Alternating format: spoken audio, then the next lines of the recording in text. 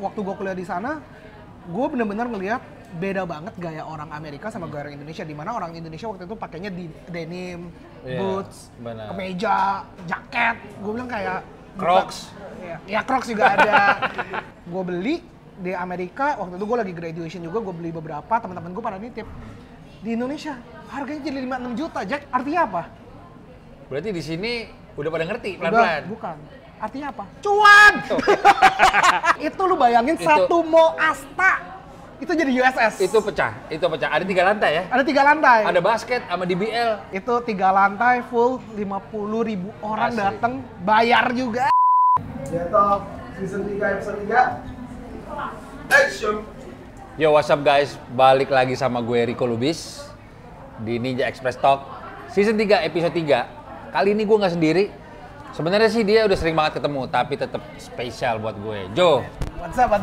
Apa kabar Jo? Baik ya? Baik dong. Ini gue bingung nih kalau sama dia nih. Mau bahas bisnisnya ada banyak banget. Dari sneakers sampai juga ke wah nih yang mau gue bahas nih. Nanti lo lihat. Pokoknya jauh dari sneakers. Jo, gue kupas tuntas nih di sini nih. Boleh, silakan.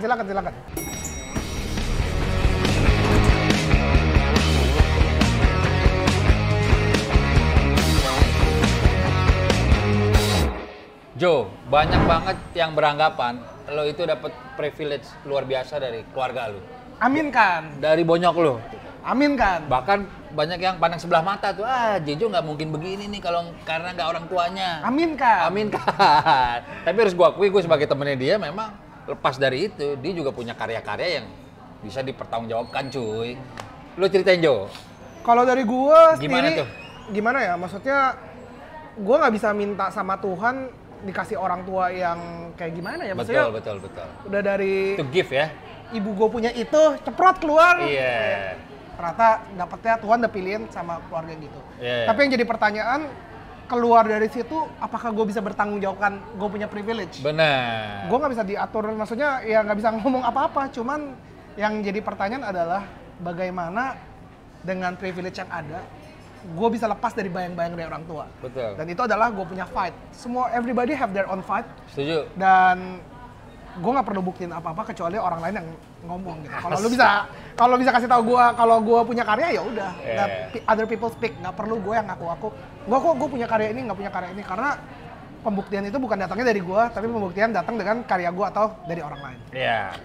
Other people speak tuh kata dia. Yes. Cuma yang menarik buat gue adalah gue mengenal figur Jejo ini. Cukup lama ya? Iya, 2016 di saat era sneakers sedang hype sama streetwear. Kenapa sih lo sebagai dari orang yang berasal dari circle yang bisa dibilang seperti itu, lo memilih culture yang notabene bukan circle lo kenapa tertarik sama sneakers di tahun itu? Waktu itu kan gue juga suka sneakers sebenarnya dari gue di Amerika kan. Iya. Waktu itu gue pakai baju kayak koko-koko utara lah gitu kan. Iya benar. Bener kenyataan. Udah gitu habis itu gue ke Amerika, gue sekolah di Seattle, habis itu gue pindah ke Washington DC. Okay. West Coast, East Coast lah. Iya benar. Waktu itu gue 4 tahun di Amerika. Nah, waktu gue Itu kuliah tuh Jo ya? Kuliah, gue 4 tahun. Dan gitu habis itu, waktu gue kuliah di sana, gue bener-bener ngeliat beda banget gaya orang Amerika sama gaya orang Indonesia. Dimana orang Indonesia waktu itu pakainya di denim, boots, kemeja, jaket. Gue bilang kayak Crocs. Ya Crocs juga ada. Cuma maksudnya itu kayak bukan gue bang. Maksudnya kayak gimana ya? Lo ngeliatnya nggak enak? Walaupun gue terpaksa ngikutin juga. Iya. Tapi seperti bukan gue. Tapi waktu gue ke Amerika, gue ngeliat orang kayak pakainya jogger, pakainya hoodie. Iya. Mereka nggak mandi, mereka tidur pakai itu, ke sekolah pakai itu. Kayaknya tuh bener-bener nyaman banget. Sweatpants. Akhirnya gue mulailah terinfluence dong gitu. Iya. Dan sampai di satu poin waktu itu gue pakai sepatunya masih pantufel ke sekolah loh kan, karena gue pikir gue kalau sekolah lu rapi gitu loh. Lo dulu jurusan apa Jo? Marketing. Oh emang udah di situ basicnya dia. Udah disiapkan.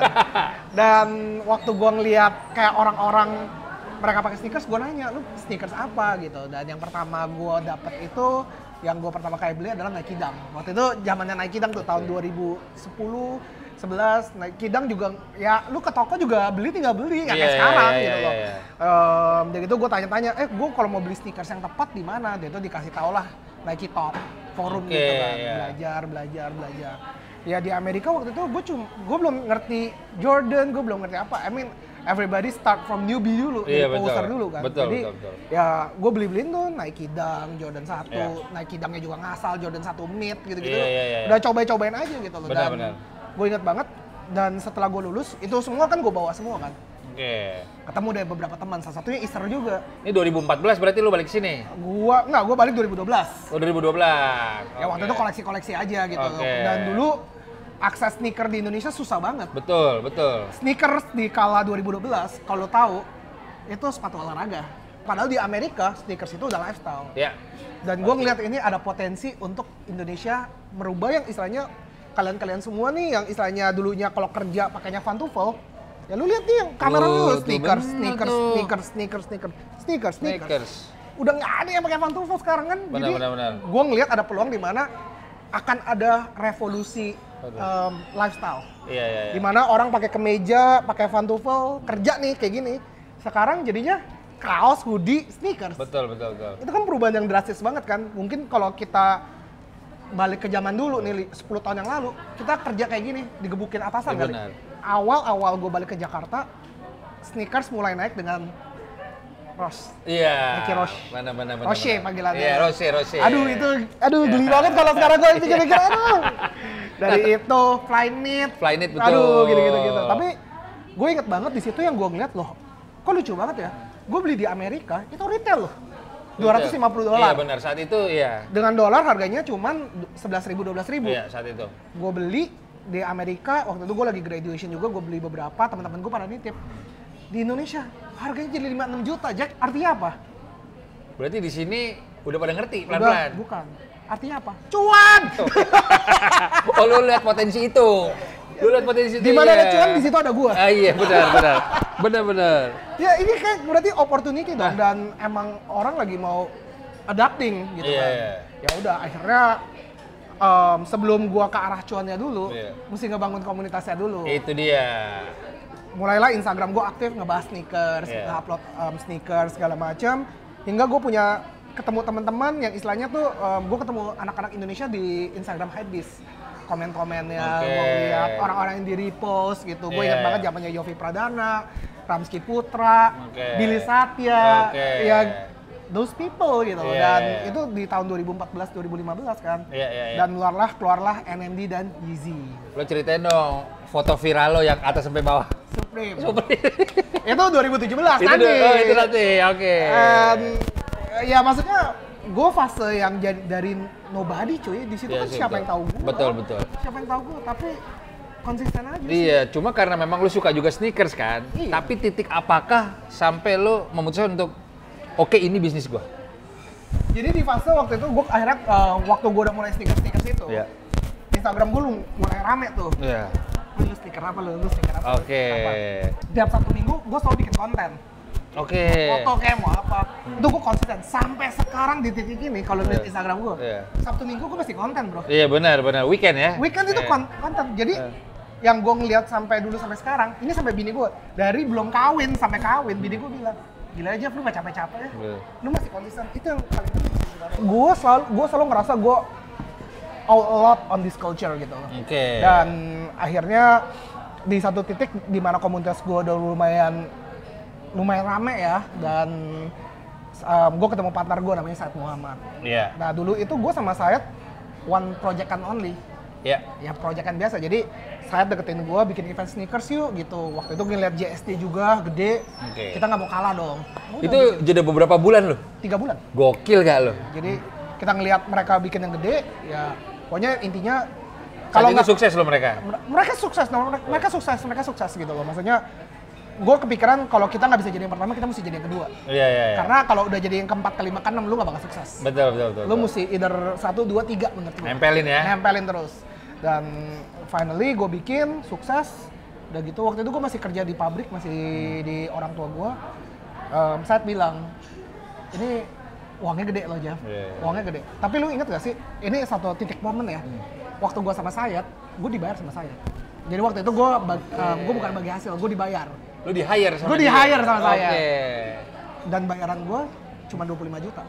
Saat itu Dengan untung yang gue bisa bilang, ya 10 kali lipat lah ya. mungkin lebih. Iya. Jadi, tapi Tapi gue nggak sakit hati. Untuk saat itu fair enough. Fair enough menurut Iya, gue. iya. Gue bukan orang siapa-siapa. Gue di hire secara profesional. Ini gue baru denger nih. Ini gue terang-terang. Angkanya maksudnya ya? Angkanya 25 juta doang. 25 juta doang, oke. Dan waktu itu eventnya gede banget. Dan kedua waktu Pacific Place kan? No, GI dong. Oh, di GI. Wah, ini Di GI lah. GI. Pacific Di Place GI. sudah gede. Pacific Place sudah gede, iya. Dan iya, gitu, iya. saya ngajakin lagi. Benar, Dan benar. akhirnya kita bikin lagi yang kedua di GI lagi. Oke. Berhasil lagi. Dan di situ gue ngomong sama saya, daripada kita bagi-bagi kayak gini, tiap project bagi, kenapa kita nggak jadi satu perusahaan? Kita keluar Oke. dari kerjaan masing-masing, Iya. kita fokus ke sini. Berarti lu keluar dari pabrik bokap tuh ya? Yes. Dan Lu di bokap bagian absen kan? Nggak mungkin. Jadi setelah melewati 2 event, akhirnya lu sama saya memutuskan untuk gabung official untuk bikin perusahaan. bikin PT. Dengan Oke. karyawan waktu itu jumlahnya cuma 8 orang. Cuma 8 orang. Orang-orang yang freelancer gue tarik-tarikin, kita gaji. Nah barulah tuh Urban ikut tuh di PP. Iya. Bener. Di PP, udah gitu, waktu itu kita udah decide, USS nggak bisa gitu-gitu aja. Oke. Kalau USS mau bikin sesuatu dan mau bisa menyamai seperti Jakarta Sneaker Day, Iya. gue mesti kencang, gue mesti kuat gitu. Berarti harus lo akui saat itu Jakarta Sneakers Day jadi benchmark lu dong? Pasti dong, pasti. Oke. Jakarta Sneaker Day senior, Iya. senior Oke, banget. oke. Dan gimana supaya gue bisa lebih dari itu, gue cari celah di mana JSD belum mengambil apa-apa.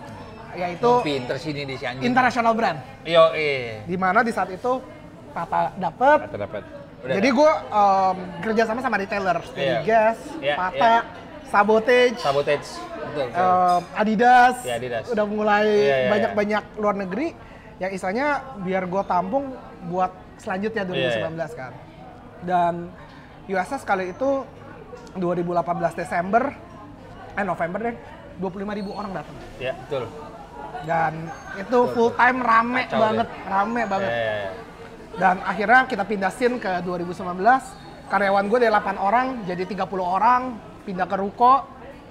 Kita bikin event lagi, gue berhasil bawa Sean Weatherspoon, Wah, gue berhasil bawa Atmos, asli. gue berhasil bawa FR2, gue berhasil bawa Pata lagi, Sabotage lagi. Gue jujur ya, ini bukan karena di topik ini ya. Gue memang menurut gue 2019 itu event USS yang di District 8 ya. Itu the biggest so far.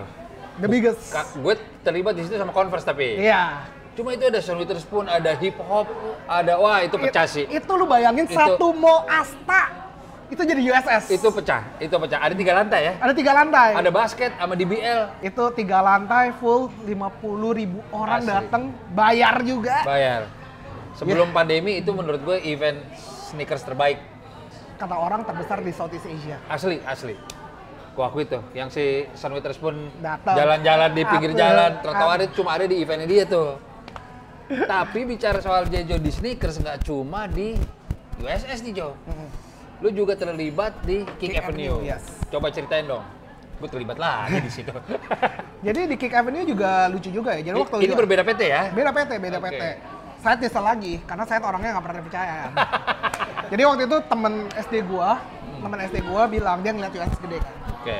Dia bikin sebuah platform. Di saat itu pas banget, gue lagi beli sneakers dari eBay. Namanya Jordan 1 Bread kan. Oke. Waktu itu susah kan, 2017 lu cari Jordan 1 Bread di mana? Susah, iya. Gue beli di eBay. Oke. Nyampe-nyampe, gue pakai ketemu Easter. Kata Isar apa tuh? Kayaknya palsu tuh anjing, wah malu banget cuy. Tapi emang bener palsu. Gue nggak tahu waktu itu ya, gue dikata-katain lah pasti lah. Iya. Cuman ya, it's okay. Oke. Gue learning kan, Iya. belajar. Ya udah, hilang 1,7 juta.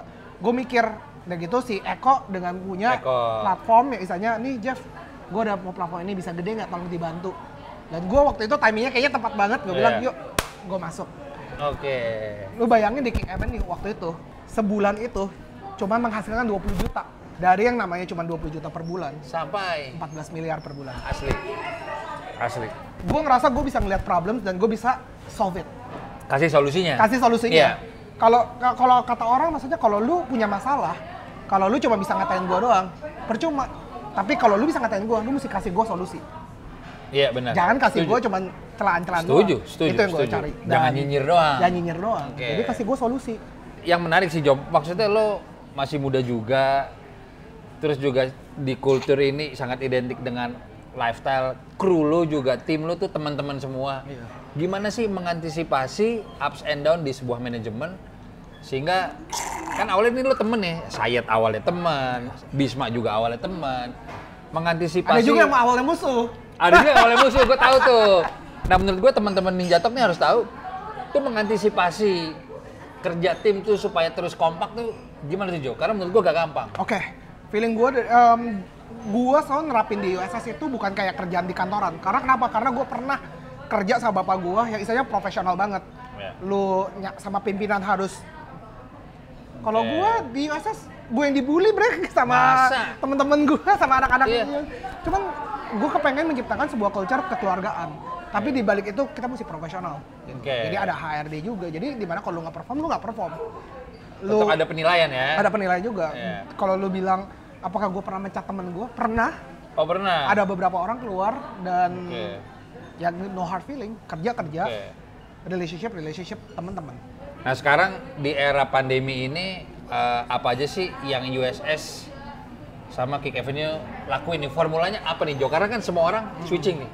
Online sih, jadi emang dari pertama kita udah tahu behaviornya orang itu online bakal kencang. Iya. Dan akhirnya itu yang kita lakukan di USS 2020. Betul. USS 2020, waktu pandemi datang itu kan tiba-tiba kan. Iya, Jadi USS lu bayangin, kita punya main income apa? Iya. Offline event. Nggak ada duit, Jos. Iya benar-benar. Nggak ada duit setahun. Iya. Dan tim gue juga berkorban demi itu. Nggak Iya. ada yang naik gaji, termasuk gue juga. Nggak ada yang naik gaji. Apakah mereka bertahan? Mereka bertahan kok. Oke. Tapi gini Jo, ini kita spesifik sneakers ya misalnya. Misalnya ada teman-teman Ninja Talk yang Kak, gue baru sekarang mau nyemplung di scene sneakers. Terlambat nggak buat mereka? Enggak. Karena sneakers sudah jadi lifestyle. Oke. Ketika itu udah jadi lifestyle, Itu timeless. timeless, klasik. Semua orang udah, itu trennya panjang. Tapi Oke. kalau lu tanya batu akik, itu tren. Iya. Batu oke. akik itu Karena gua, nggak lifestyle. bapak gue sempat pakai, gila, beli 30 juta. Sekarang gue ngeliat dipakai aja juga enggak, mungkin jadi batu Mana di. Jo, sini coba gitu. Oh gitu Kalau ya? gue ngeliat, ya iyalah itu baru tren. Jadi lu mesti ngebedain dulu apa tren sama lifestyle. Iya. Tapi nggak salah juga ngikutin tren. Tapi lu tahu kapan lu exit. Oke. Nah, sekarang kalau lu lihat cupang, apakah itu akan menjadi lifestyle? Mungkin. Gue nggak, kan tren bisa jadi lifestyle Ikan kan. cupang. Oke. Tapi selama lu bisa mencari kesempatan dalam kesempitan itu, jalanin. Dan ketika lu bisa exit, ya lu bisa exit. Jangan exit ketika lu percaya lu borong banyak ikan cupang deh, itu habis itu trennya hilang, Iya. nyangkut. Nyangkut ya? Benar. Guys, sekarang pertanyaan gue makin mengerucut buat Jeffrey Joe, a.k.a. J-Joe. Lu melihat perbedaan apa sajakah antara lu dengan Jakarta Sneakers Day? Apa aja tuh hal-hal, items apa aja tuh yang membedakan? Nggak tahu kenapa kalau gue udah ngeliat kompetitor gue yang 1, 2, 3 gitu, ya sebisa mungkin sih gue ajak kolaborasi sih. Jadi walaupun kita kompetitor tapi kita berteman juga secara sehat. Dan itu lebih bagus karena lu jadi kartel, lu monopoli. Jadi di kebanyakan nonton film Godfather, Iya. jadikanlah musuhmu itu temanmu. Jadi ini Iya. bener deh. Ya, habis itu kita kan lebih dapat koneksi lebih gede. Bener, pinter. Gua Tukeran punya sponsor. Tukeran sponsor. Tapi kalau lu bilang differentiate-nya apa, ya kalau menurut gue back again. Gue rasa JSD itu lebih memeluk tenan-tenan lokal. Oke. Sedangkan gue lebih ngincar mau bawa tenan lokal into international exposure. Oke. Jadi punya perbedaan visi misi juga, dimana kalau JSD itu kepengen lokalnya makin banyak dan bagus menurut gua. Sepatu Kompas gede di JSD juga. Kalau gua lebih kepengen sepatu Kompas bisa kolaborasi sama brand-brand dari luar negeri, Yes. because ketemunya di USS. Betul, setuju. Jadi dua peran yang berbeda dan sama-sama menguntungkan untuk tenan-tenannya juga. Benar. Nah sekarang kalau kita bicara soal Kick Avenue, balik lagi nih. Oke nih, waduh. Si platform lu ini kan memang salah satunya based on experience lu juga. Anjir, gue beli sepatu di eBay, Palsu lagi. Jadi ini bisa legit enggaknya lu guarantee. Itu lu ngeyakinin customer-nya dengan cara apa tuh, Jo? Gue punya timnya itu yang istilahnya mereka udah expert, mereka udah ngeliat juga. Selain human udah ada satu itu, tapi gue juga punya IT juga, di mana poin-poin yang istilahnya jahitannya salah, boxnya salah, UV light juga salah. Jadi beberapa poin-poin dari manusia, IT, sama ujungnya nanti AI. AI itu akan ngecek kalau secara pertama itu difoto dulu, dibandingin sama yang palsu gimana. Kita juga punya di kantor, itu punya barang-barang palsu juga. AI kepanjangannya apa tuh Jo? Gue baru denger. Artificial Intelligence. Oh, AI itu, oke. Nama film dong? Bukan. Ada. Bukan WOA ini ya. Why? Jadi ya kita punya 3 faktor yang istilahnya untuk make sure barang yang kamu terima itu bukan hanya palsu doang Iya. atau asli, tapi cacat pun juga kita bantuin.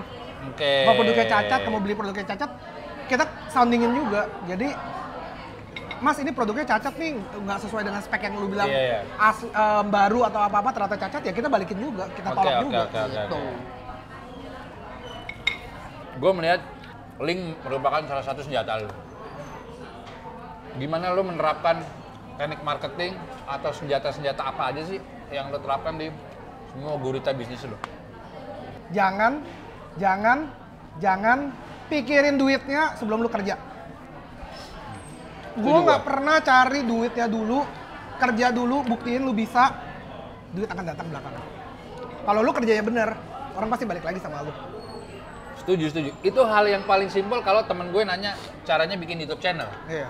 Lu kalau dari awal udah Mikirin duit, mampus lu. monetize AdSense, pasti beda feel-nya. Lu jalin aja dulu, enjoy aja dulu. Enjoy aja lu. Setuju. Gue nggak pernah ngeliat USS itu, wah gue bakal kaya nih atau itu. Orang dari fun doang. Sampai sekarang pun kita terapin hal yang sama. Bedanya sekarang udah ada beban.